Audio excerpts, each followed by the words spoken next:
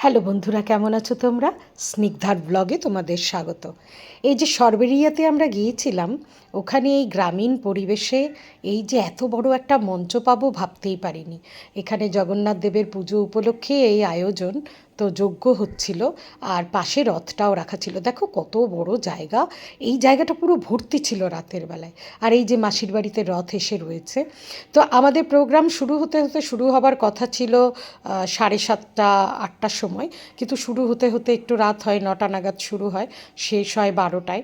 তো আমাদের এই প্রোগ্রামের এই যে অভিনয় ছিল আমাদের, এর নাম ছিল নীলাচলের পথে মহাপ্রভু।